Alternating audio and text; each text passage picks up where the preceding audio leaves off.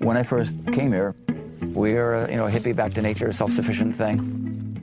We were watching too many Davy Crockett, Daniel Boone movies, and reading too much Thoreau. We were trying to seek a different vision. The first time I saw bean collections and so on, it was like, whoo, a jewelry store lit up, and I've always just been dazzled by diversity.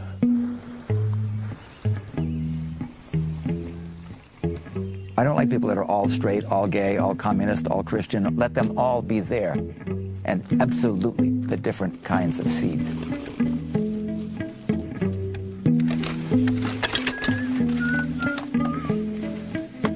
My great-grandfather was a farmer.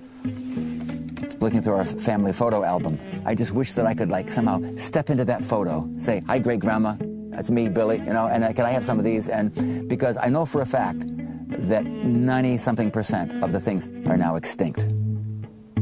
They're my family, and they're gone.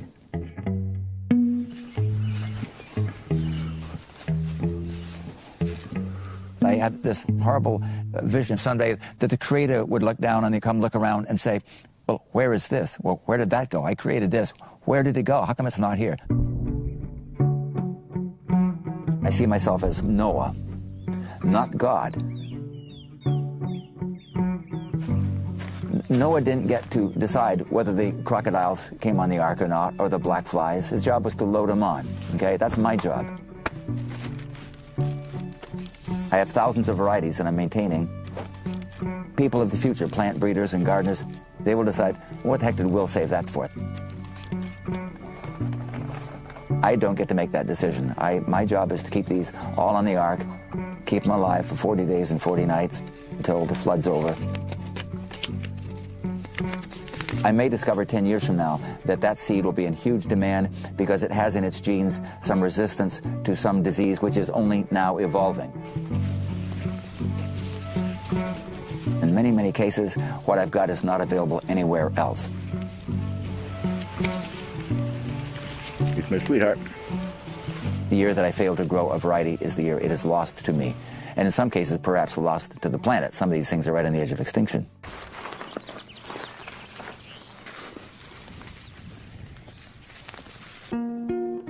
We have this collection of several hundred potato varieties. Potatoes that are purple or black skin with yellow flesh, some with purple skin, hot pink streaks in them. We have in the collection is a variety of lumpers. Most of the Irish in the 1830s and 40s were growing lumpers. Big yielder.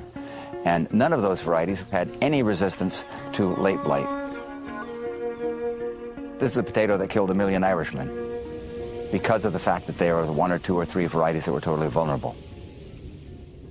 This is the variety that explains why O is the biggest section of the South Boston phone directory. Genetic diversity is the hedge between us and global famine.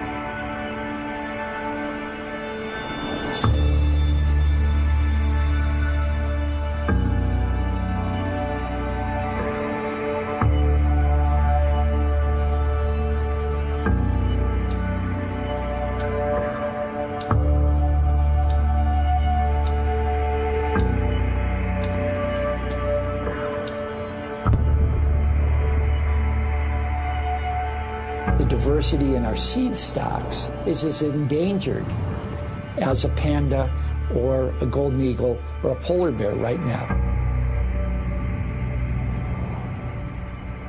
We have the largest seed shortage in history.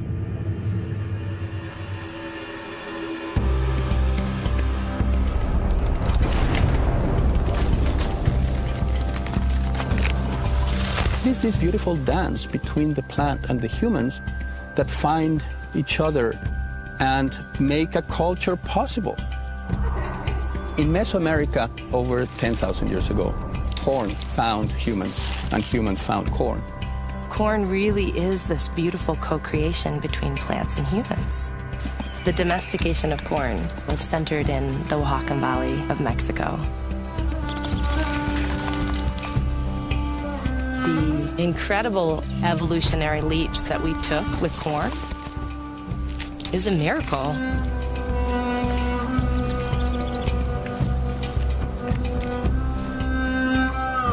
It ignited the sacred connection that we had with seeds.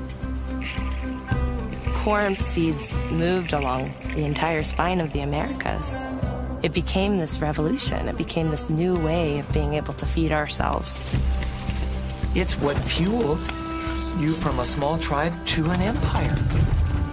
Spies and traders and anyone who was around and saw what it was doing grabbed a handful and took off. It took 4,700 years to get it to the U.S. border. Then, about 1,000 years ago, corn is everywhere in what we now call the United States.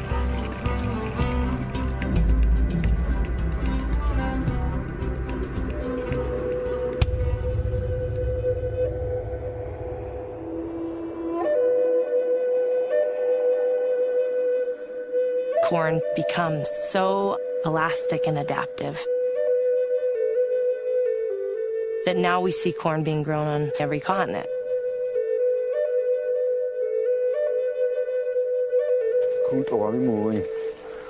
As keepers of the corn has come up with us through our migrations, sustaining us. Our first mothers were the blue corn and white corn woman. This is my grandmother, my grandfather, my mom, my dad, my brother, my sister, my kids, my grandkids, and myself. We all are one.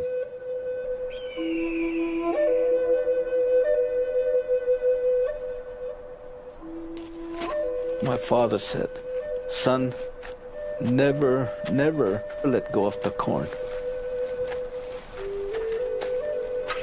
When I pass on, carry on the way of the corn."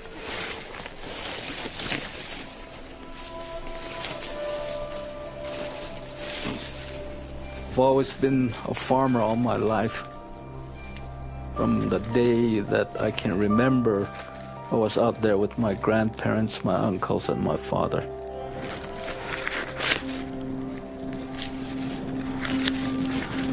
The spiritual people gave us the corn.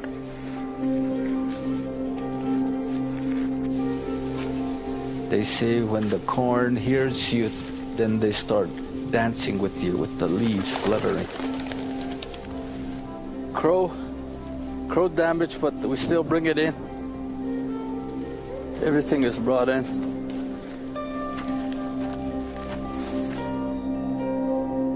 People are too attracted to the big and beautiful, but the Hopi women and men say that even this little one here is special because every corn seed has life. Everything is special. And I'll plant these. Yeah. I'll plant this. We don't throw them away. Wow. We take care of them. In the womb, human people are seeds. We see the seeds being planted into the womb of the Mother Earth.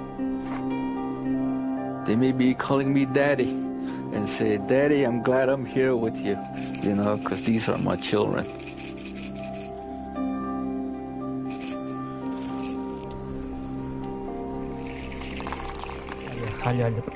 Indian people, we talk in one language, the language of the seeds. The most important thing in my heart is taking seeds anywhere I can go. And my grandfather told me one time, this is very important for life. And he put me before he died.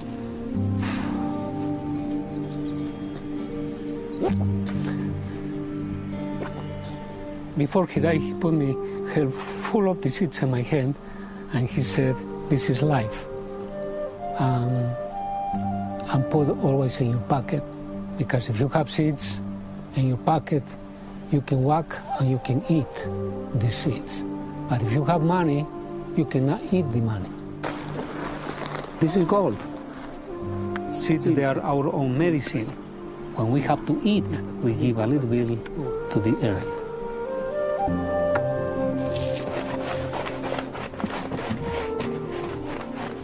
I am working now for 7 years in Tesuque Pueblo. We lost our seeds, we lost our food. But when you're losing the seeds, you're losing completely your traditional ways of eating. I bring some of the crops to these Pueblo people. Quinoa, amaranth, the lost crop of the Incas. It's part of this prophecy, the condor and the eagle. Exchanging seeds, exchanging knowledge.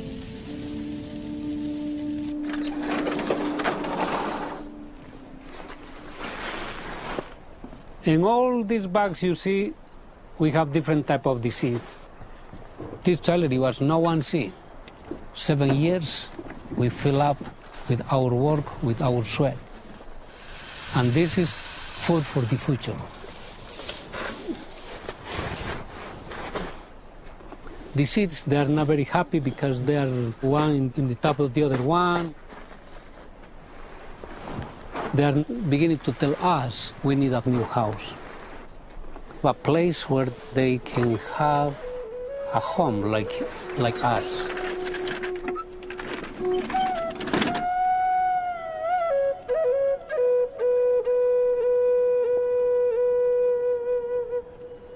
Native Seed Search is a seed bank.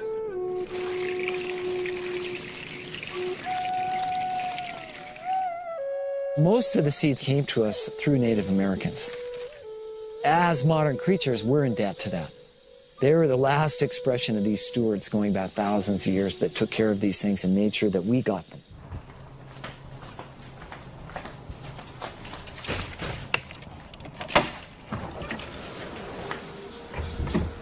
I had somebody the other day call this Fort Knox.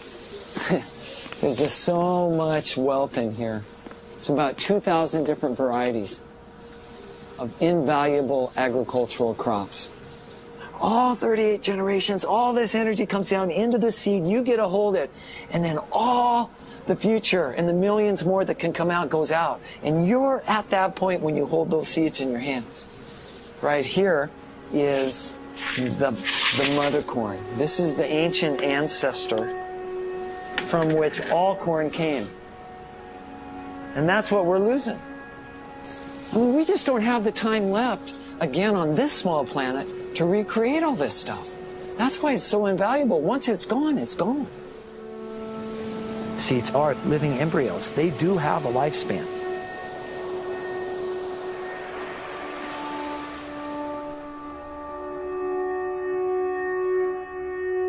We try to grow everything out every 10 years. That's why we have the 60-acre farm here.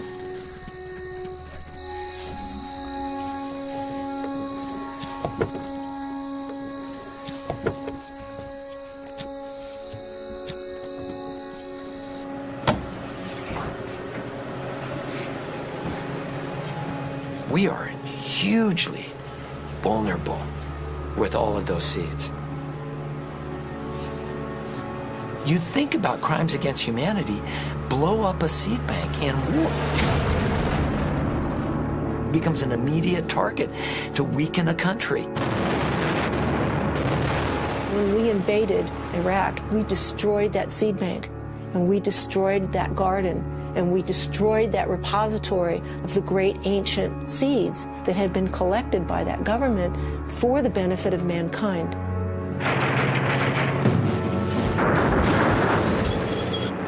During World War II, Hitler was aiming to conquer Nikolai Vavilov's seed bank in St. Petersburg.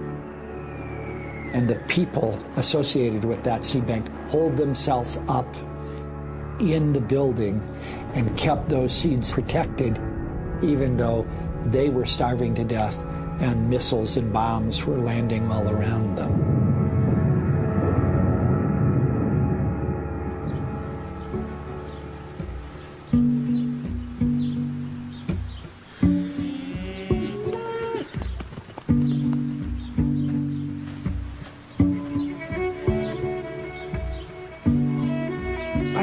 Gardening with these little hands.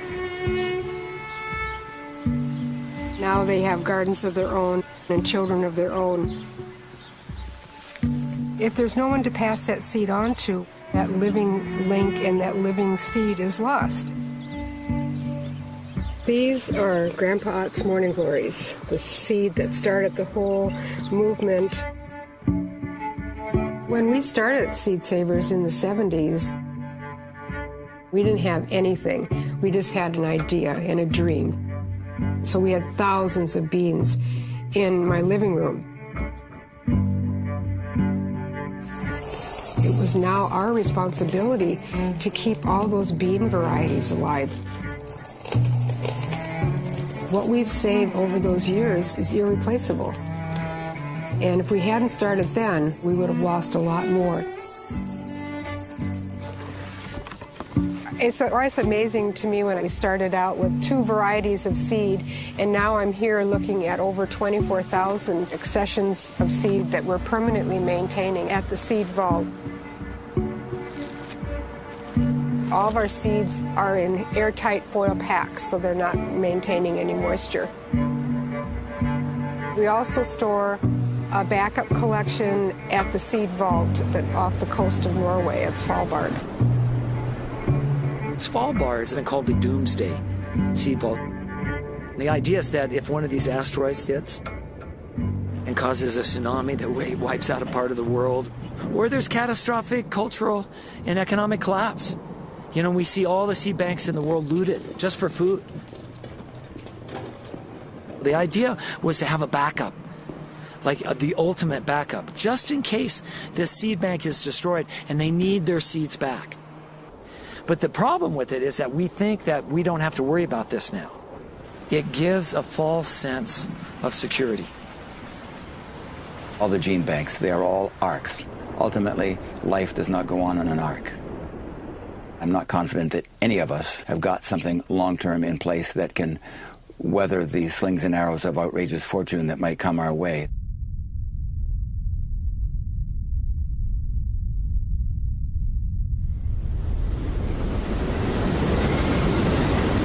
We're now facing the severity of climate change, the most radical we've had since the last ice age. This is happening at an unprecedented rate, and it's putting pressure on the diversity of life forms. You know, this is the driest they have seen since 119 years. The Golden State's drought, the worst in over 1,000 years.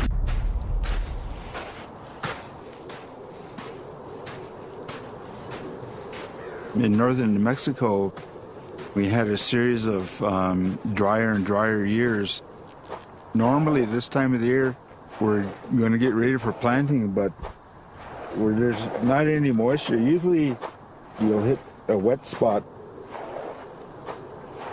A lot of the animals begin to feel the effects of the drought. They consume probably about a third of our corn and all of our beans, so it's tough for everybody.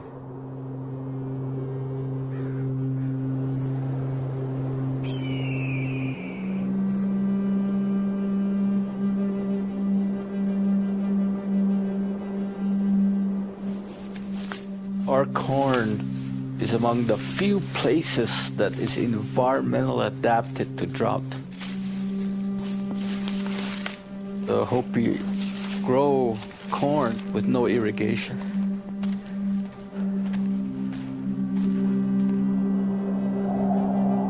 All of our ceremonies are for rain. You petition the clouds to come and bless us. We say in our prayers, may the cloud people come. May the Kachina people come and visit us and bring us rain. May the corn grow up and produce their young ones. You never lose faith in the cloud people. This is a way that my prayers have been answered. One day, our corn will become very, very valuable to human survival.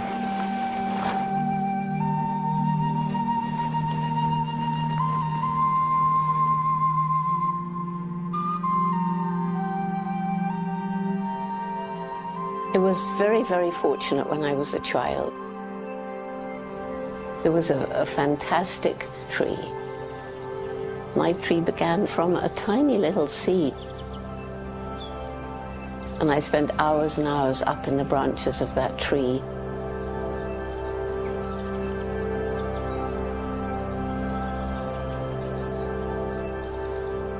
And how magic that it could actually grow into a big tree. That tree is still in the garden today.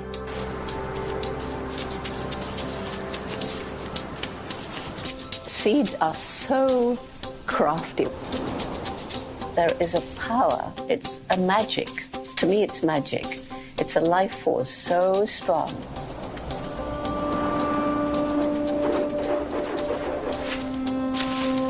There are seeds that rely on fire. There are seeds that tangle up in the hair of an animal. They get carried for miles. There are seeds that can't germinate unless they pass through the gut of an animal. Darwin was amazed that a seed grew after it had been 21 hours in the stomach of an owl.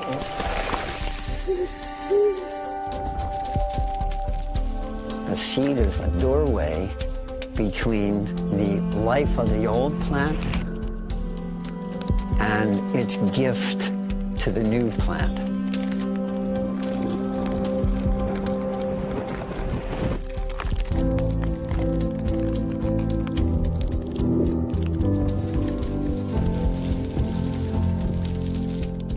Our teachers are the plants, and they're teaching us that they have to sacrifice themselves in order to be able to give something to the next generation. It's a form of reincarnation.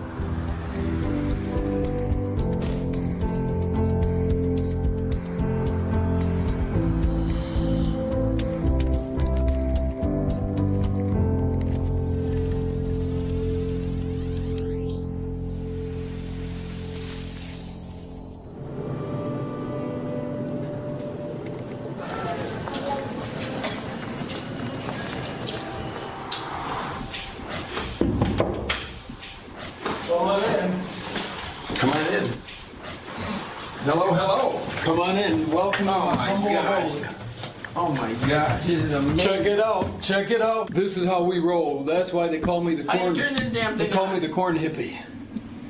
Guys, this is unbelievable. There's so much corn here. I mean, right here in these bags right here. This one has 87. Oh my gosh! What in the hell is 87 different kinds of corn from Urubamba Valley. Oh my gosh! This is from the Sacred Valley. I get certified with a phytosanitary from the Peruvian government, and once we get it certified, then we're ready to ship it wherever we want to send it. Peeps, that's astounding. Look at that fava. For all the crazy people like me who sit there at night and look at bags of beans, it leaves us a mystery. This is so precious. No one even has an idea how much it's. They're like jewels. They look like polished agates. Look at this one. Must be artistic genius of nature that allows this to happen. I gotta sleep with this one.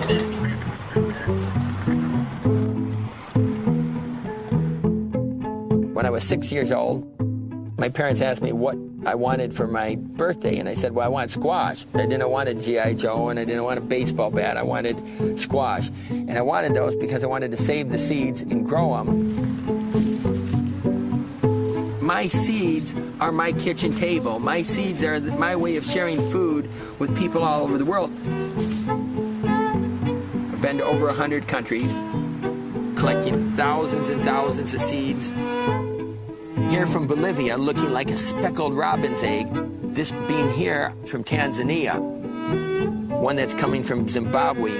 Variety raised by the West Virginia hillbillies. It's exquisitely sculptured seed of a trichosanthes gourd from Vietnam. The seed is a time capsule. It's preserving things from the past, but it's also bringing things for the future. And this is, I feel I have an obligation to the world, whether that's unbalanced or not, to bring this appreciation to as big a swath of humanity as possible. This tiny little skinny tree with really large leaves is in the cacao family, same plants that produce chocolate, and this is just a distant relative of cacao that still hasn't been commercialized. What if there's all kinds of other seeds in nature that have the potential for food production? Way down there. Feel the end of it? Yeah. Can you hold them? This is what we just harvested. You know that these have been known to make grown men scream. They say you can have a fever for several days if they bite.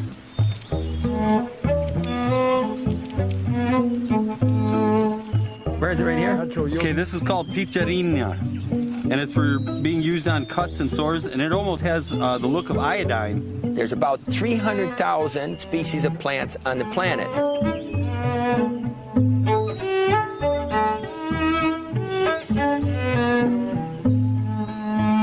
We come down to 30,000 different edible plants. Put them in your mouth like this, just kind of suck on them and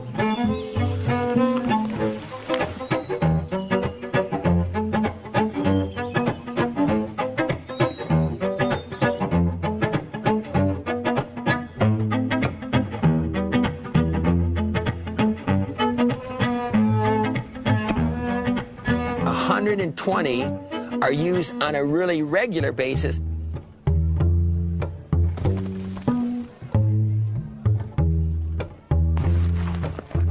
And most of humanity subsists on a mere 10. Beans, corn, wheat, barley, and rice. Virtually nothing compared to the bigger picture. We should put particular attention to the seeds of wild plants and figure out how we can get those into cultivation, because they're part of the biodiversity heritage that will feed the world. Pick them out of there, Patrick. There's a good one. So we're getting a meal on a wild plant here, Dolly Dolly, which is one of the finest roots in the world to eat. Top chefs would go crazy over Dolly Dolly. So absolutely crazy why don't we over grow it more? Back in 1700s, Thomas Jefferson wanted to get seeds of risotto rice. And it was thanks to slyness that he was able to carry out some of this contraband seed and raise it near Monticello in the New World. To feed this expanding continent that immigrants were streaming into, we needed a diversification of food crops. In the 1890s, of over 1 billion packets of seed were distributed for free to farmers around the country. The American Seed Trade Association hired the very first lobbyist to stop the federal seed giveaway, as they called it. They saw seed as a commodity, something that could be quantified, measured, bought, sold, and traded on stock markets, just a number on a spreadsheet. By 1924, the federal government seed program would cease. These great industrialists said the only way we can really make profit on American agriculture is to invent a seed that they can't save. And that gave birth to the hybrid seed industry. Hybrids were bigger and better, produces more. Success is yield. Hybrid companies fueled that fever to get the biggest and the best. Corn contests was rampant throughout the Midwest. You were measured not by how many times you went to church. It was how good a corn you grew. Everybody was winning that had hybrid corn. If you save the seeds from a hybrid and plant it again, you get what I call Mr. Toad's Wild Ride. Recessive genes that were hidden in the parents express themselves again. This is like the grandparents, the grandkids start coming out with all sorts of weird traits. A little more like the mom, a little more like the dad, like old Uncle Harry. Farmers took it for granted that we go to a shelf in the store to buy our seeds. A profound change, because seed is the beginning of all of it. If you're relying on someone else for your seed, then it's like you're relying for someone else on your soul or something. This is where it all starts. To not control that part of it is a major abdication of control and responsibility, and yet we did it wholesale. It destroyed the natural seed banks and the seed practices of the farmers. Hybrid corn was the atom bomb of agriculture.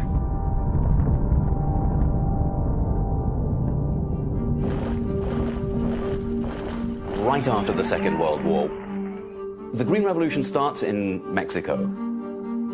When you hear about the Green Revolution, people sometimes think, well, that's about windmills and, tofu-powered sandals or whatever it is. The green in the Green Revolution was never about environmental consciousness. The green was meant to be the opposite of a red revolution. The visions of the Rockefeller Foundation kicked off the Green Revolution to provide cheap food so that people would remain capitalists and would not riot and become communists. This is about developing kinds of seed that matter for large-scale commercial farmers wherever they are. The Green Revolution was taking this rich knowledge of peasant farming that evolved over millennia and tossing it into the dustbin of history, replacing it with modern industrial agriculture. All of a sudden, men in white coats become the champions and the sole arbiters of knowledge about seeds globally. Seeds of the Green Revolution, what are called the miracle varieties, they were bred for taking up more chemicals. The hungry industry of war chemicals, wanting to deploy these chemicals as agri-chemicals, trying to push chemicals into agriculture. 90% of the seed that we use to grow our food is owned by chemical companies, by pesticide and pharmaceutical companies.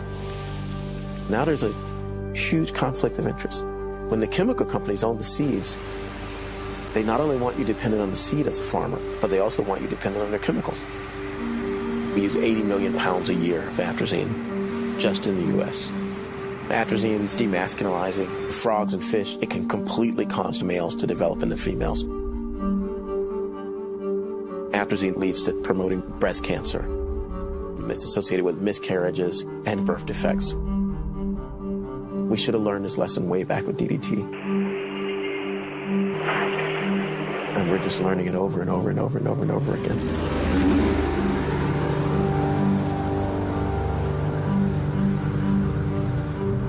The big concerns are cancers that pesticides are associated with.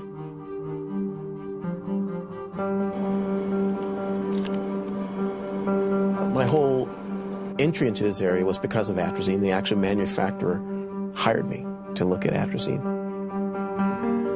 The artist told me I couldn't talk to people about my research, and I couldn't publish it, and I couldn't write it. And I thought, what do you mean? Then they started trying to manipulate data. And that's when I realized I've helped the chemical industry keep this chemical in the market that I know is bad, and go home to my wife and kids, go, oh, guess what I did today? I did a study that confused all the sciences, and now people don't know that this chemical's bad. Novartis and Syngenta spent millions fighting me. When you look at Novartis and Syngenta's strategy, the first thing they say is discredit Hayes. When they couldn't prove my science was bad, they wrote down a checklist of things they were going to do to me, to hurt my students, to investigate my wife. And they actually wrote it down. The first page in the Secret Spy Evil Handbook is, don't write it down, or you eat it, or it's self-destruct, right? I do everything that I can in the position that I'm in. You know what some of the dangers are. Being an academic and speaking out for what's right. We all have to do it.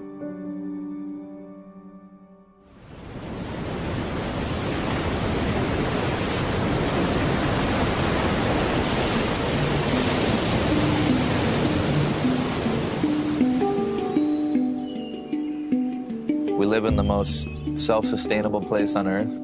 We can grow any plant from koke'e to hanale. It's such a cycle of life around here with the ocean and the land. Hawaiians knew from the beginning of time. Our whole world revolves around aloha aina, giving back to the land because the land gives to us. Native Hawaiians had this incredible agricultural system able to sustain 3 times today's population. In the 1800s, plantation agriculture happened in Hawaii. And what you see is private land ownership happening in Hawaii. The original missionary families are still the primary private landowners. The descendants of the original missionaries opened up the first sugarcane plantations. The last sugarcane mill closed down 8 years ago, and in its place, biotech chemical seed companies came in and took over agriculture. They say sugar ruled. Hawaii, sugar was king. Well, now I would say the biotech industry, these chemical corporations are king in Hawaii.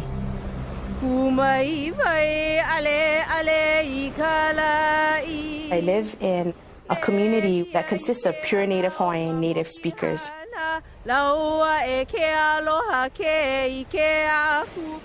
I've waited for an opportunity to own my own home, and not just own my own home, but a space as a single mother to raise my children. Many Hawaiians die waiting for their opportunity at a Hawaiian homestead. I moved out here at the time sugar was just moving out and the fields around us were fallow. I started to see different fields pop up that I've never seen before. It alarmed me. I had no idea what was happening, what was taking the place of sugar. Then I started to experience very bad allergies, migraines, and illnesses, just not being able to get over colds. My doctor said, "Oh, you have full-blown adult asthma." When I started to see that the farmers were spraying pesticides, they are spraying things at night while we're sleeping. My 2 daughters wake up with blood-soaked pillows.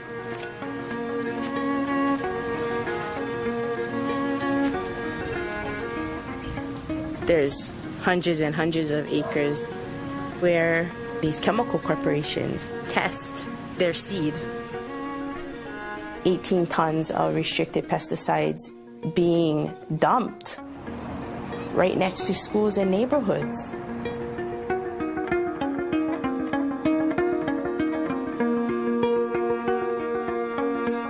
I'm a teacher at Waimea Canyon Middle School for the past 18 years. There's ag lands adjacent our campus. It is literally 100 yards upwind of our school. That's the field that they were spraying, and we can actually feel the mist. I contacted Syngenta and said, we believe that drift is occurring. During PE, a cloud of gases came over them and kids just started dropping. There was chaos on campus. It was horrific. There wasn't enough room in the health room. About 140 children were seeking assistance. There was this effort by administrators and politicians to whitewash it over. And immediately in the newspaper, school evacuated because of stinkweed, and that became the species explanation. That became the story. Teachers came together and stood up. Stop poisoning our children. Monsanto, Dow, DuPont in Hawaii and elsewhere, they've got a blank check to experiment with any kind of chemical they want on these test plots. You've got the most toxic insecticide, virtually unregulated by the U.S. Department of Agriculture. The seed companies, the chemical companies, especially Monsanto, use every means of control to manipulate our government and other governments. They pour huge amounts of money into political campaigns. They pour huge amounts of money into lobbying. They have many of their own people embedded in the key decision-making roles in the U.S. government. In 1992, the approval of genetically engineered crops was done by Michael Taylor, who was a lawyer from Monsanto and went right from Monsanto to working for the government. Tom Vilsack, who was named the Biotechnology Industrial Organization's Governor of the Year. His law firm defended Monsanto in the Supreme Court, and he became a Secretary of Agriculture. Here you have somebody who's in control of agricultural policy, absolutely linked to the hip to the biotechnology industry and to Monsanto's interests. The revolving door between Monsanto and government is going so fast, it's almost dizzying. The corporations, they said, we want to really own these seeds. We want patents on life. It was fast-tracked to the Supreme Court. It was a 5-4 decision with Clarence Thomas and that lead of the 5 saying, yes, you can patent seeds, you can patent life. Very few people know, but Clarence Thomas was a Monsanto lawyer. When I first heard about the idea of patenting a seed or any kind of plant, I was absolutely horrified, and I thought, surely that'll never be allowed. You can't own nature.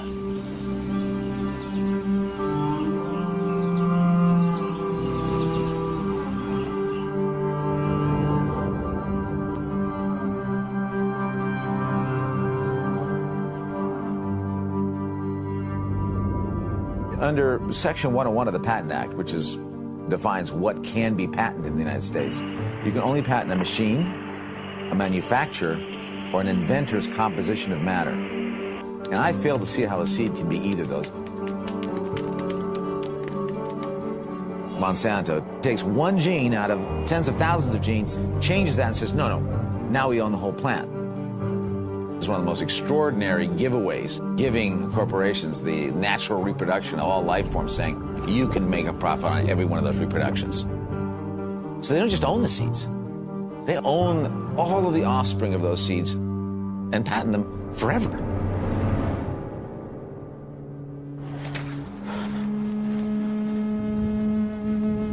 The threat is there by conglomerates to patent our seeds.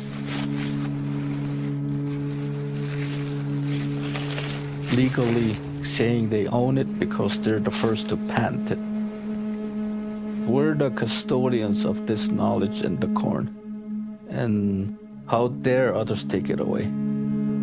Once these corns get contaminated, there's no way you can breed it out. The only safe thing to do is actually incinerate. I wouldn't feed it to animals. I wouldn't compost it because it's in the DNA. It's an abuse to seeds and to us as indigenous people.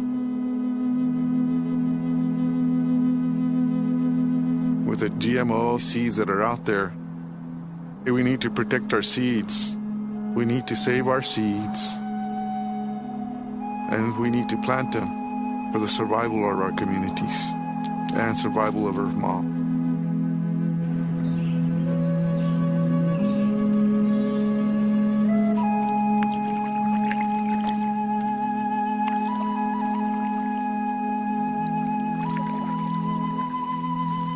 Our people know that where there is wild rice, there are Anishinaabe. It is our most sacred food.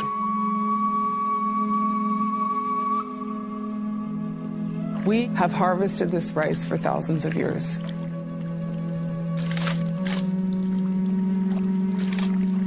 This wild rice doesn't grow anywhere else in the world.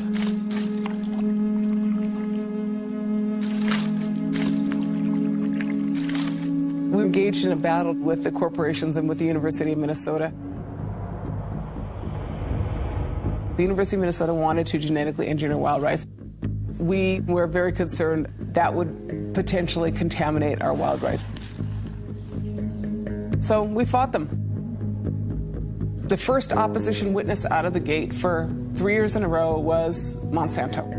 They came out every time we testified, and they said that if the Ojibwe were able to stop the genetic engineering of wild rice, it would send a chilling message to the biotech industry. When they go and they take the dignity of that food from you and turn it into something else, it is offensive, it hurts our people, it hurts us economically, and it hurts us spiritually.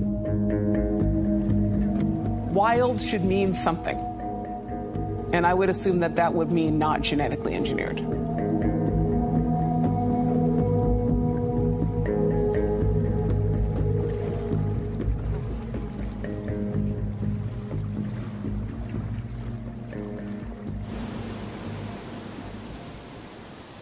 Genetically modified plants.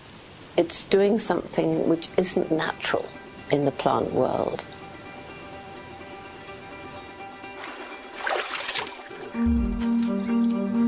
Genes from a completely different species are being introduced into these plants, and the plant fights. The plant is not happy to receive an alien species. You can put a pig in a room with a tomato, and you can turn the lights down low and play some nice music and serve some wine. But no matter how hard you try, you're not going to get the pig to mate with the tomato. But the genetic engineers can take genes from the pig and force it into the tomato. They've taken genes from spiders and put it into goats. They've taken human genes and put it into rice and corn. They're eliminating the natural species barriers, and in a sense, playing God. You shoot gold particles laden with genes, but it's a very unreliable process, so you also have to add antibiotic resistance markers. You also have to add viral promoters, and every genetically engineered seed is a bundle of bacteria, toxins, viral promoters.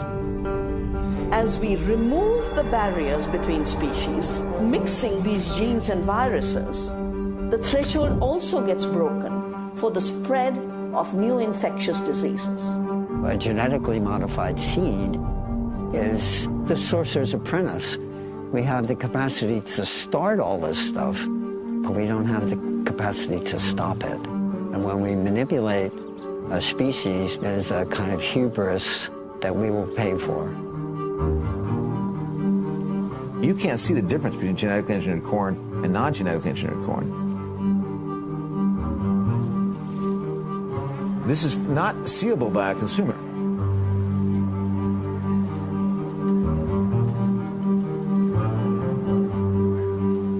Independent scientists were beginning to see indications that consuming genetically engineered foods could have kidney and liver damage. We're seeing possible reproductive issues in laboratory animals. These are peer-reviewed science. Now we're beginning to see problems that could come from them.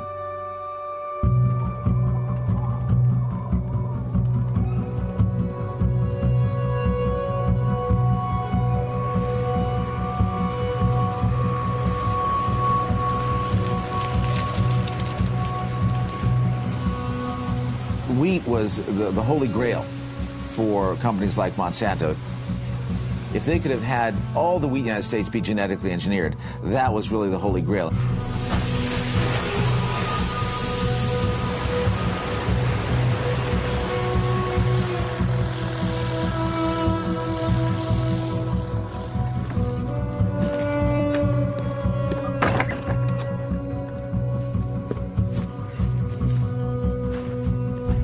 Monsanto spent 10 years developing the genetic modified wheat.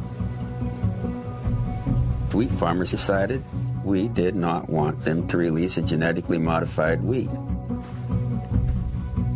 We said, no, we're not doing that. We don't have to take the chance to fool with the genetic modified plants. And we said, no, we don't want it, and now we've got it. We thought this had been put to bed. We thought those wheat seeds had been destroyed. Apparently not.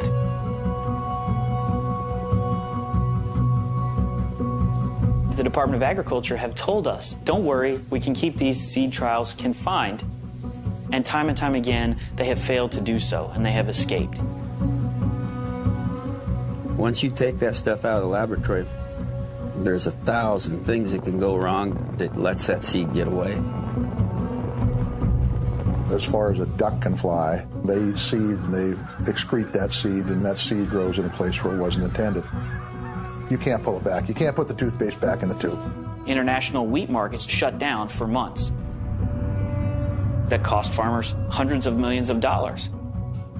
USDA opened an investigation. They've never been able to discover how the genetically engineered wheat got in the farmer's field.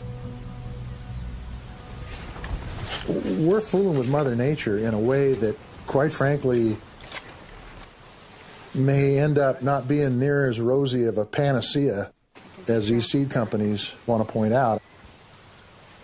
If our wheat is contaminated, I'm out of business.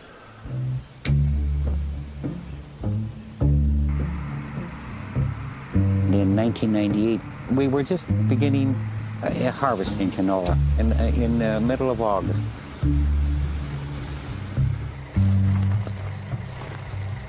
My neighbor had grown GMO canola, and our fields were contaminated.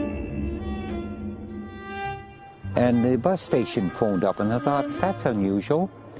And they said, there's a parcel here for you.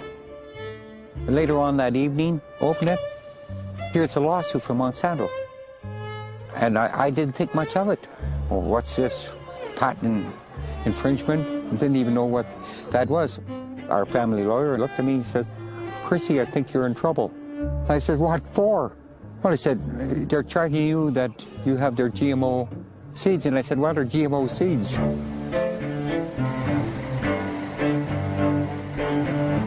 The judge stated that it does not matter how you're contaminated. You violate the patent, and you no longer own your seeds. That right should never be taken away from a farmer. You're taking seed that has been there for thousands of years and put a patent on it and say you own it. Basically, it's robbery. To me, that's really a violation of human rights. Henry Kissinger said, if you want to control a country, control the oil. If you want to control a people, control the food. Vandana Shiva says, if you want to control the food, control the seed.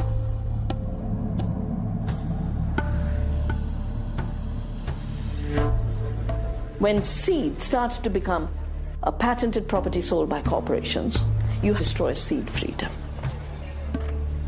When a company as powerful as Monsanto enters a country, it starts to control that country's decision-making. Monsanto started to buy up Indian seed companies. 60 Indian seed companies can only sell Monsanto seeds. The companies will take video vans into the villages. They had every Indian epic, and they would very cleverly sell the seeds. So Hanuman is carrying white gold, the seeds of Monsanto. So when Hanuman comes as a salesman of Monsanto, they believe in them. So that was the first strand through which they took over. Then they also told the farmer, why are you using these old seeds? Sell them to us. A farmer has always had seed. And a farmer would say, oh, they're giving me some money for the seed. I'll just get it from my neighbor tomorrow. Not realizing the neighbor has also been approached in the same way, and the next village, and the next village. In one season, this thing they call seed replacement has destroyed the entire native seed supply. You have a seed dictatorship established. Then the farmer can't get out. Farmers will be forced to come back to buy seed every year. We could have very, very large-scale famine, but unlike all famines of the past, no resurrection.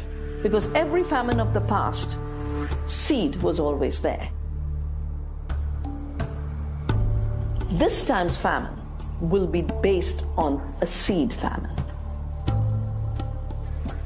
What this free trade system has given us is, instead of seed being of the farmers, by the farmers, for the farmers and all citizens, it is now seed for the corporations, by the corporations, of the corporations.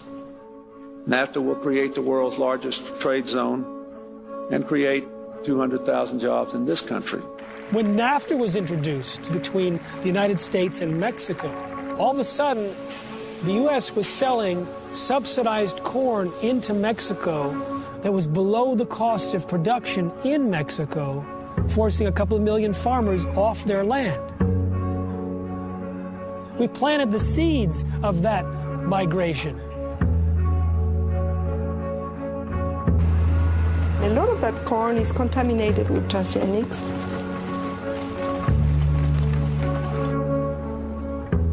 We are destroying the basis of the world's agriculture.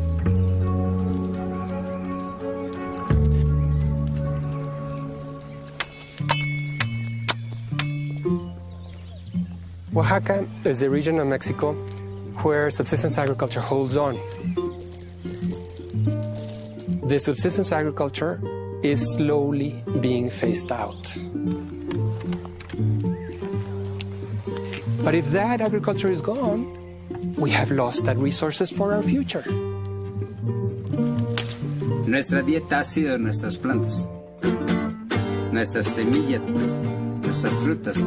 Nuestro reto es conservar las semillas criollas. De no ser así, es muy difícil que las comunidades sobrevivan. Y al verme tan solo y triste cual ojo al viento, quisiera llorar, quisiera morir de sentimiento.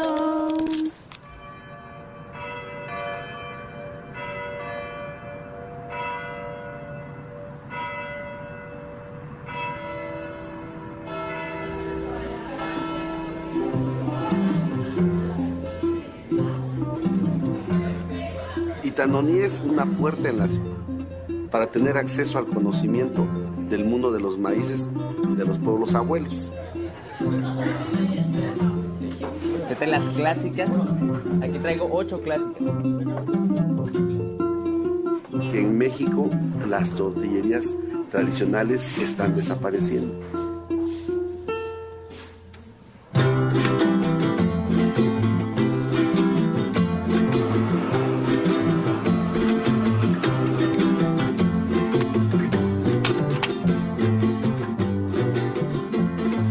Estoy ofreciendo trabajar con ellos para crearles el mercado que ellos necesitan.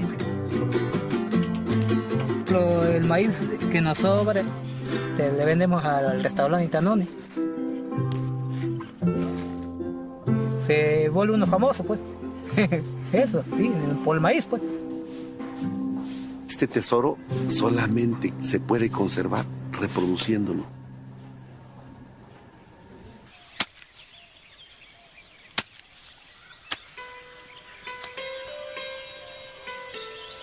मेरा नाम सुमन खलखो है और मैं रांची झारखंड की रहने वाली हूँ।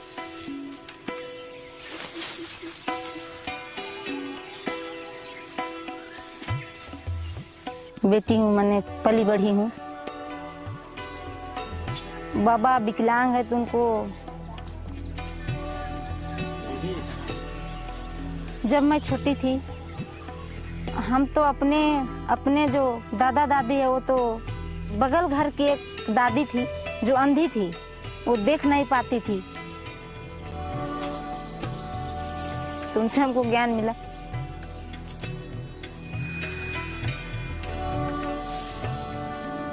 हमारे पास बहुत बीज हो गए, उनको हम कहे कि माँ को बीज बचाना, उनको कोई इंटरेस्ट नहीं था, उनको चुपके से लाते थे। मेरी माँ को पता नहीं चलता था कि वो बीज लाई है या तो लोग रासायनिक खाद के बारे में बताते थे कि ऐसा खाद डालने से खेती अच्छा होता है, पौधा अच्छा बनता है, ऐसे बोल के। पहले तो मेरे भैया ने लोगों को देखते थे कि वो लोग केमिकल खेती कर रहे हैं, तो उनसे कि जब मेरे भैया ने बोले कि केमिकल करेंगे तो था कि नहीं केमिकल करना नहीं है, बोले तो वो मानने के लिए तैयार नहीं थे कि उनसे नहीं होगा खेती।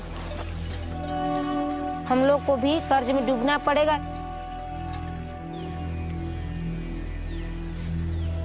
मैंने दिल तक अंदर से चोट लगा था।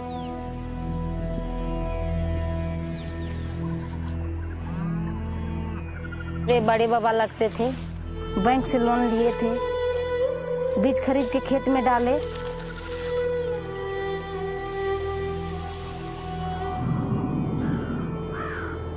बारिश अच्छी नहीं हुई तो उनका फसल नहीं हुआ तो उनको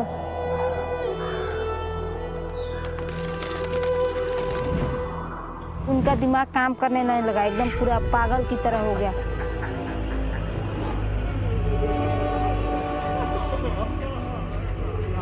उसके बाद जब वो केमिकल मैंने जो दवा लाए थे सब्जी में डालने के लिए, उन्हीं दवा को पी के सुसाइड कर लिए। जानकारी मिला तो हमको बहुत बुरा असर पड़ा। हम अपने उनको जब वैसा देखे तो हम अपने भैया के बारे में सोचने लगे। मेरा पूंजी नहीं है तो हम लोग जो कम पूंजी है, हाइब्रिड वाला बीजा है तो रखने से वो घुन लग जाता है, वो दोबारा होता है। आज ये हाइब्रिड वाला है दोबारा नहीं होता है। We have lost 270,000 farmers to suicide.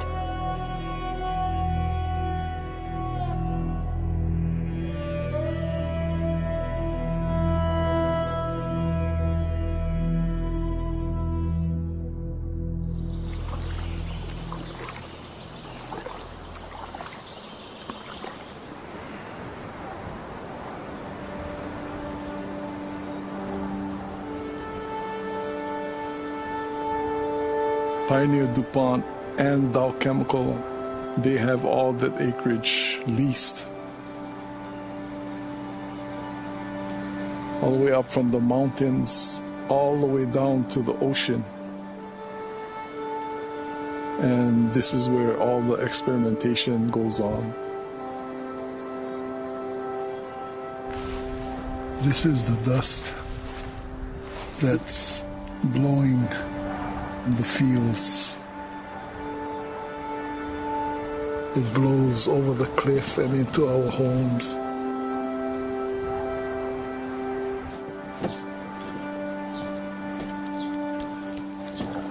And we breathe this stuff.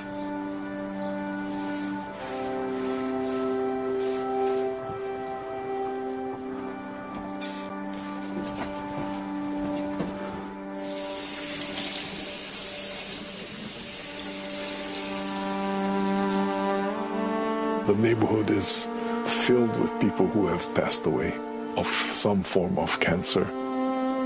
So many people back here have died. My wife, she got breast cancer. She almost died. We just could not gamble with her life. She had to leave. Then I started it getting worse and worse. I would gasp for air. If I stay here much longer, I might die.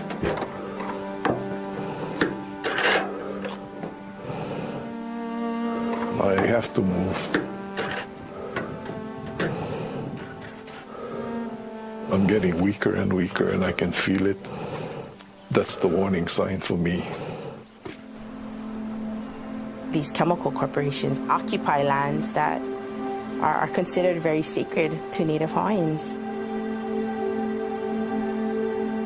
Our land, our aina, and everything that comes from it, that's our ancestor. As a Native Hawaiian, it's a disgrace to our culture. There really will be nothing left for our children if no one was willing to speak up.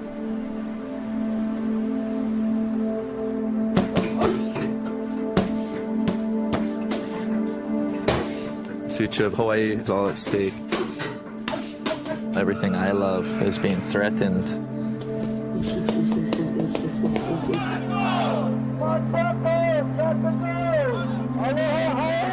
I'm fighting for the whole island.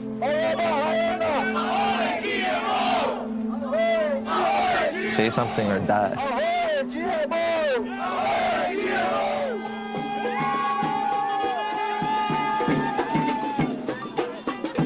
6,000 people there out of the love of their heart. For our children, for our land, for our ocean.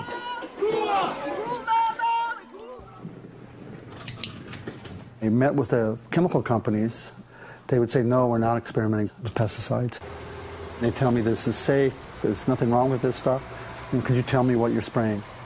And they refused to tell me. The more these companies would lie to me, I had to do something. And that's when we started piecing Bill 2491 together to get disclosure.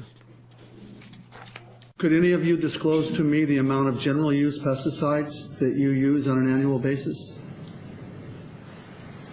With all due respect, I asked you an hour ago if you would tell me today how much general use pesticides you're using, and you said no with your silence. I would say that I don't think I would want to comply with the bill as is. My second son here, Pa'akamana'o, was born with an extremely rare heart defect. But because our son was dying, his heart unable to pump his own blood through his body, and endured 9 surgeries during those months. All I know is that while pregnant, I took every precaution to grow a healthy baby inside of me. By not passing this bill, you're telling me I don't have the right to know. If I had known, I would have chosen not to expose my unborn child as I innocently worked day in and day out in Kekaha. If I seem a little emotional because it really hits home to me, speaking on behalf of unborn son. My son has a condition called gastrocesis. Basically, the stomach's on the outside. I don't blame anybody, but I just want to stop the poisoning and bring a baby into the world that's got to get cut open right away. Consider this. That something might be wrong on this island. Okay? Something might be wrong. Children don't deserve this.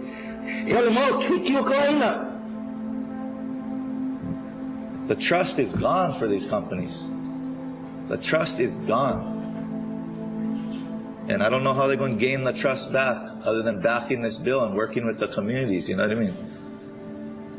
And, you know, like I said before, it's time to put human health over corporate wealth.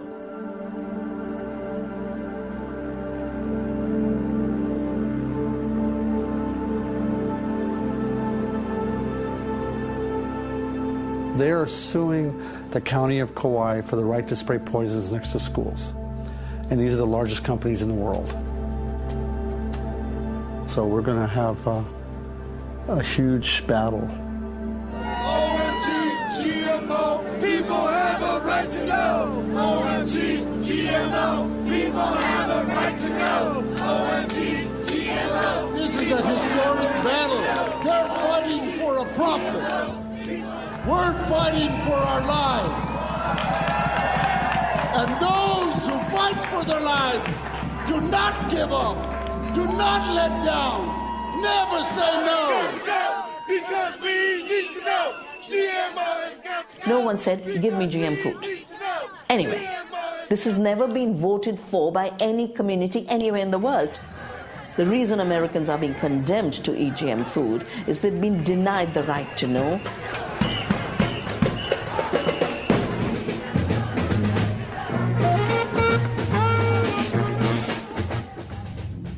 64 countries around the world have some form of labeling of genetically engineered foods. The United States does not. Monsanto and the other companies are so frightened of labeling because once people have a choice, why would they choose a product that only offers them risks and no benefits?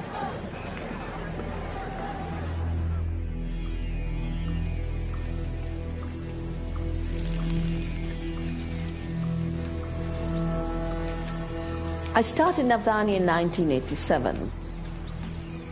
I named it Navdanya, which means 9 seeds, but it also means the new gift. Wow, look at the birds going above you.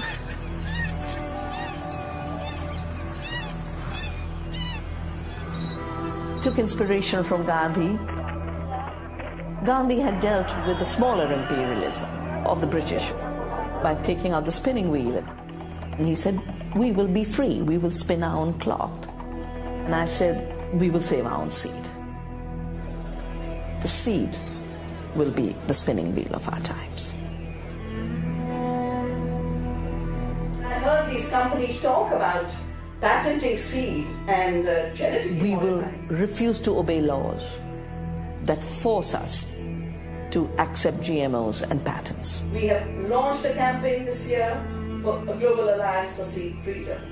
We need to protect the diversity, integrity, and freedom of life. Give seed its own freedom so that we as humans can have our freedom.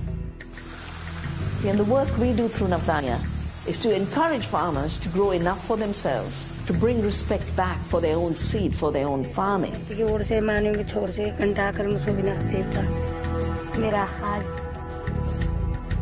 Our community seed banks are both the networks of farmers as well as the distribution network for moving seed wherever it's needed. More than 110 community seed banks have started.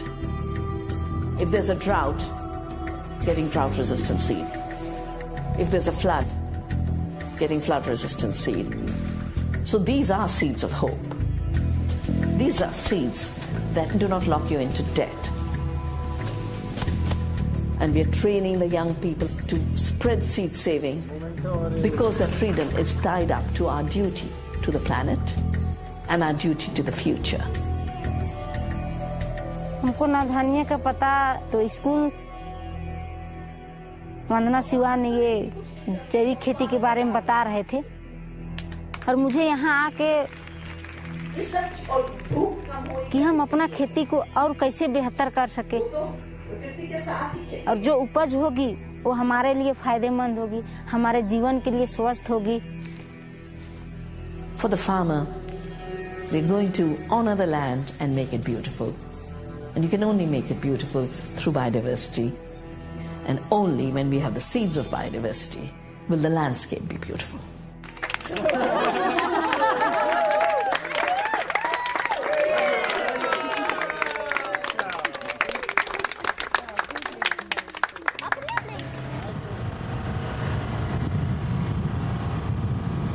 You know, there's that Garth Brooks song, The Rodeo. Well, for me, the rodeo is going out into the wilderness and finding things to eat. It's like an obsession that never ends.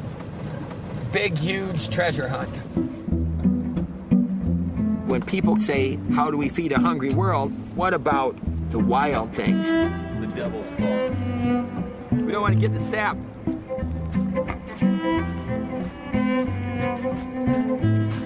Holy moly! This is a male plant! So this baby is pollinating somebody else. Let's see who it's pollinating. Look at him, man. Look at that little watermelon. Look at him. I've never seen him before. I've been waiting to get these seeds for probably 15 years. And you would not imagine that this would grow out in the desert. If we get just a few of these growing in a few places, it won't be but a couple years, and the people themselves will be able to start growing their own. So a seed in this case is extremely precious. And what does that mean? It's worth as much as gold. You get up there and rub. I'm going to hold this tight. You get up there and rub it. Get up. You let the wind catch it. Okay, here, we're getting them out, though. Okay, good. Canthosikios nadinianus is called the Gemsbach cucumber, and these are one of the treasures of the desert. It should be edible. Now, if they're green, what I've heard is they're going to burn the crap out of your mouth. You going to try the first one? Do we have a spoon? Oh, look at that. Okay. Sweet? What's it taste like? Tastes terrible. Does it taste bad? Yeah.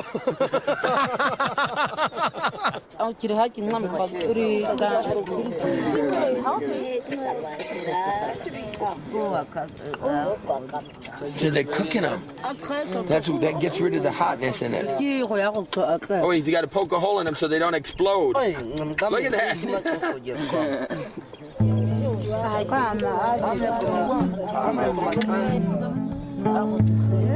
They're the original botanists, aren't they? I'm nothing. All I'm doing is learning it in books and wanting to find out about it, but they're knowing everything about it.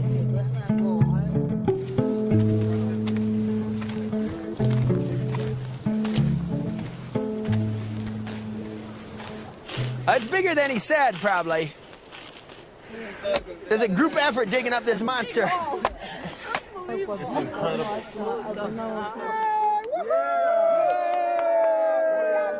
This is the incredible marama bean. Produces tubers up to 500 pounds. About 10 pounds? It is a future potential food crop unlike any other on the planet. I mean, how many other beans do you know produce a giant sweet potato? How many other produce a giant cashew macadamia-sized nut? This is an amazing plant. The people in the Kalahari depend upon this for their very survival. It doesn't need water for 3 years and it can still survive.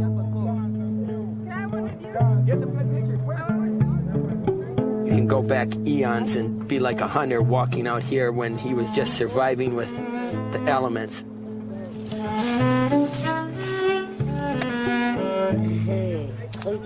Strange thing to get impressed with, but I'm impressed. We do have a beautiful world, and something like this to me, it's just a marvel of the planet we live on. Дорогой дальною, да ночью лунною, да песней той, что вдалеке звенят. I don't suppose anyone's up for the merry dwarfs, probably, eh? Yeah, I suppose. I don't know. Enough of us. I don't know. Okay. Hi-ho, cried the merry dwarfs. And then bump, bump. That's a critter. The timing is all important. It's like with seed saving. Time is a big deal. Ready? Let's hear it now. Hi-ho, cried the merry dwarfs. Dump, dump. It's off to the woods we bump. We'd like to stay, but time is short. Hi-ho, cried the merry dwarfs. Short. It's off to the woods we are. Magnificent! Magnificent! That was it! You did it! Right off like that. Woo! Okay. Saving seeds is a gas.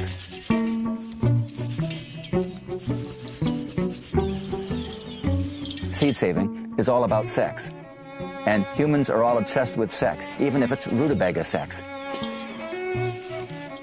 Even Cyrus, I'm going to come fix your plumbing. I'm sure we know for a fact you can hire someone to make love to your spouse, for example, and they'll sure as hell do a better job than you will.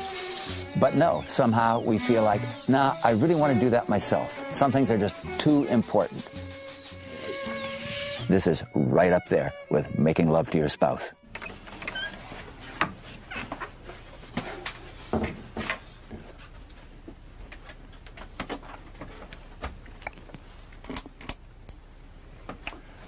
So this is the office where all my stuff is stored. I don't know quite how many thousands of varieties, samples of seeds are here. So this is a horrible mess. This is about as good as it gets here. I live in chaos, and this room is one of the more chaotic parts of the house. All these boxes on top are all waiting to get refiled, and I think they're put away. I never can seem to get enough. I've tried to level off in recent years to something that I can handle. Rutabagas. Over here. Sometimes thought that if the house were to catch on fire and I had to do something very, very quickly, hopefully I would first make sure that all the family were safely out. But somehow I'm deep inside, I'm afraid that I would probably rush in here, smash out the windows and start throwing boxes of seeds out to the firefighters and hope they understood what to do with them, don't turn their hoses on them or something.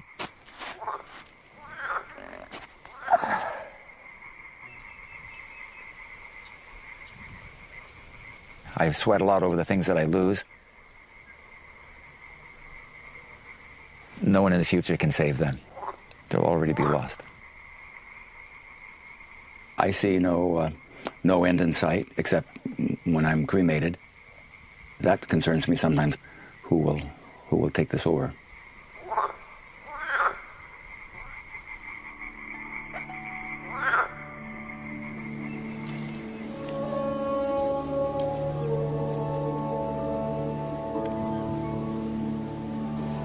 ये सब करने में हमको तो 6 साल पूरा लग गया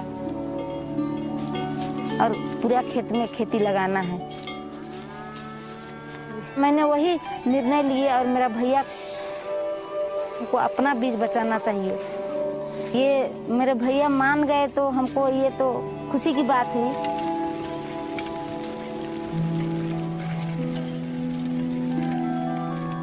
तो हमको बहुत ही अच्छा लगा कि कि मेरे परिवार तो कम से कम जैविक खेती के लिए राजी हो गए।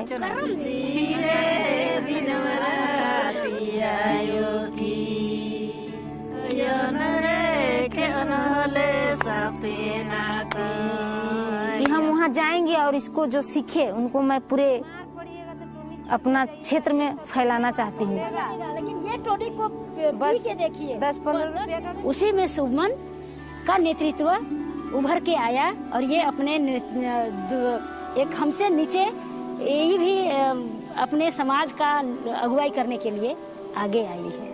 कोई किसान के पास जो हमारे पास जो बीज है वो बीज दूसरे किसान के अपने एक दूसरे को हम अपना बीज मदद कर सकते हैं।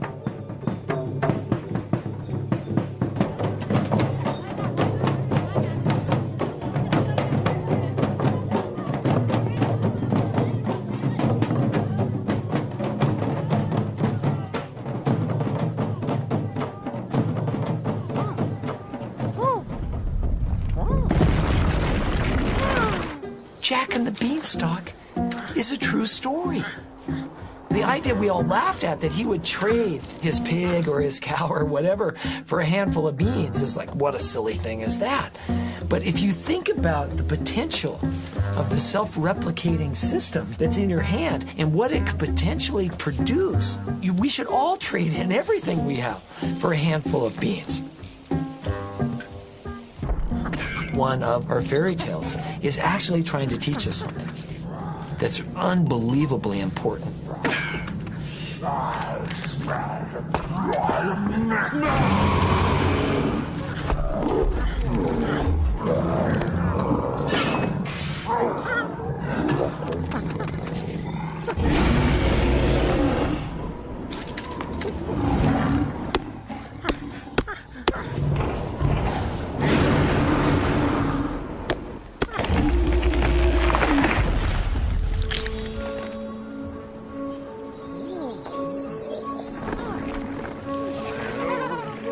I woke up one night about 3 o'clock in the morning. I sat up straight in my bed and I went, oh, seed school.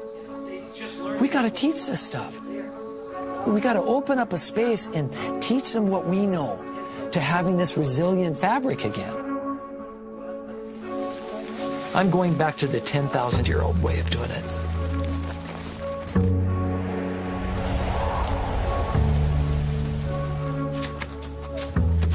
To have everybody everywhere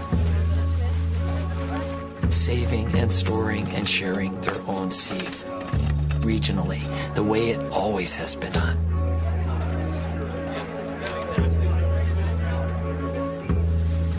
When we teach about seeds, we rewrite ourselves back into that evolutionary dance between plants and humans. We initiate a whole new generation of people who care for life. Since the seed's asking to be spoken for again. As a Mohawk woman, seeds embody this sense of hope for the future, that we could create something different, a new paradigm for our children. We have to make that promise to the corn that we will nourish ourselves from it, but we will also give back.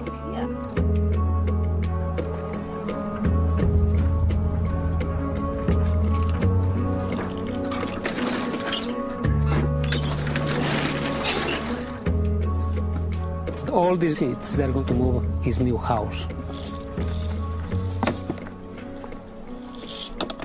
We have I will say, the blessing of the Great Spirit, the Mother Earth, all the protectors and the spirits from this land. and they say, you guys, they have to finish the seed bank.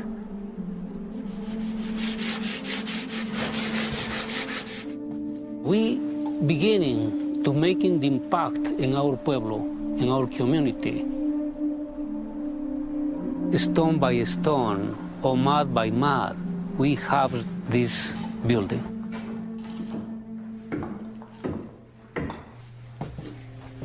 All the seeds, they have memory.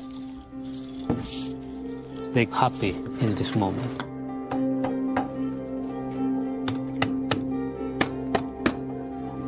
The seed bank, it represents life.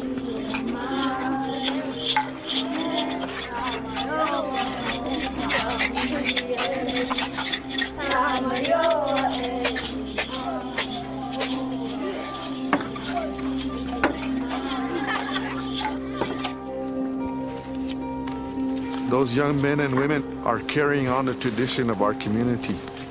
And I see the young people happy. And the corn is happy.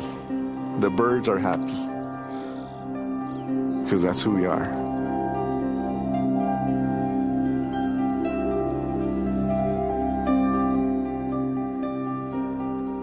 We grow a really great variety of squash. Archaeologists dug down and they came upon a clay ball that was about this big. And in that clay ball, they shook it and they heard something. They cracked it open, and it was a squash seed. They carbon dated it 800 years old. And I always laugh because I always say white guys get to name things all the time. So I'm going to name this one. And I call it Gete Okosaman, which means really cool old squash.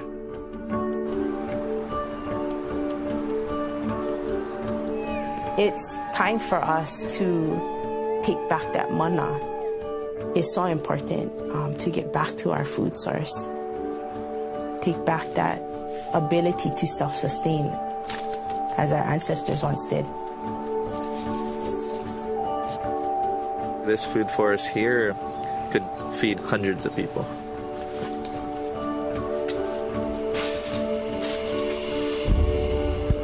We could be the self-sustainable epicenter of the world, and there's no reason we can't be. We can grow any fruit or vegetable on these islands.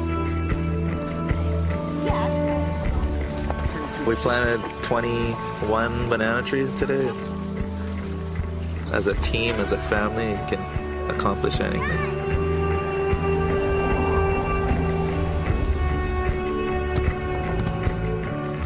And we went from this much diversity, took 10,000 years to create, down to this pinch with only 4% left, and we're right here, right? And so we're waking up, we're gonna do this. It's knowing that in each individual seed is the potential to change it all back.